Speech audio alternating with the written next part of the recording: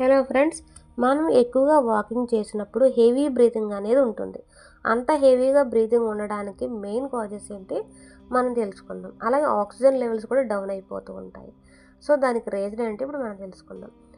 Body stamina అనేది తక్కువ అవుతుంది. ఎందుకంటే రెగ్యులర్గా వాకింగ్ చేయకపోతే బాడీకి ఈజీగా స్టెమినా అనేది తగ్గిపోతుంది.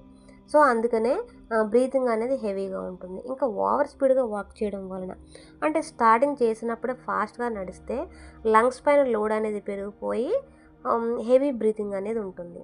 అలాగే వెయిట్ ఎక్కువ అంటే వెయిట్ కూడా ఎక్కువ ఉన్నా సరే ఏమవుతుందంటే వాకింగ్ టైంలో బ్రీతింగ్ అనేది ఫాస్ట్గా ఉంటుంది. ఇంకా బీపీ అండ్ షుగర్ ఫ్లక్చుయేషన్స్ అంటే బీపీ తక్కువ ఎక్కువ ఉంటే షుగర్ లో అయ్యి కూడా బ్రీతింగ్ అనేది ఫాస్ట్గా ఉంటుంది. ఇంకా ఎనిమియా అంటే బ్లడ్ తక్కువ ఉన్నా సరే ఆక్సిజన్ క్యారింగ్ అనేది తక్కువ ఉండి హెవీ బ్రీతింగ్ అనేది ఉంటుంది. ఇంకా ఆస్ట్మా అంటే చెస్ట్ ఇన్ఫెక్షన్స్, లంగ్స్ ఫుల్గా వర్క్ చేయకపోతే వాకింగ్లో కూడా బ్రీత్ ఫాస్టింగ్గా ఉంటుంది. అలాగే స్ట్రెస్ ఆర్ టెన్షన్, నర్వస్ స్టేట్లో బ్రీతింగ్ స్పీడ్గా పెరిగిపోతుంది. అలాగే జాగ్రత్తలు టిప్స్ ఏంటంటే స్లోగా స్టార్ట్ చేసే వాకింగ్ని గ్రాడ్యువల్లీ స్పీడ్ అనేది పెంచాలి. అలాగే వాకింగ్ స్టార్టింగ్లో 2 to 3 మినిట్స్ స్లోగా నడవాలి.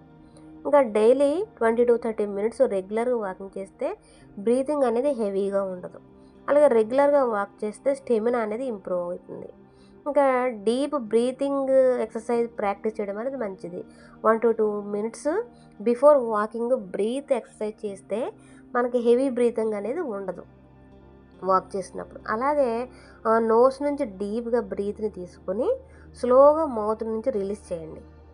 ఇట్లా చేస్తే హెవీ బ్రీతింగ్ అనేది ఉండదు వాక్ చేసినప్పుడు.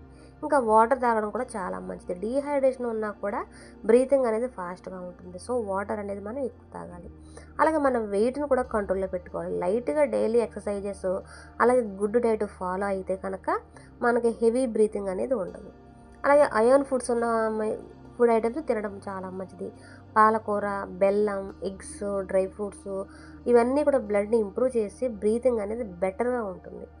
ఇంకా చెస్ట్ పెయిన్, డిజీనెస్ అలాగే సివియర్ బ్రీతింగ్ ఇష్యూస్ ఉంటే కనుక టెస్టులు మనం చేయించుకోవాలి. ఇంకా బీపీ, షుగర్, సిపిజీ అంటే బ్లడ్ టెస్ట్లో, ఈసీజీ, చెస్ట్ చెకప్ ఇవి డాక్టర్ సజెషన్తో చేయించుకోవడం అనేది మంచిది.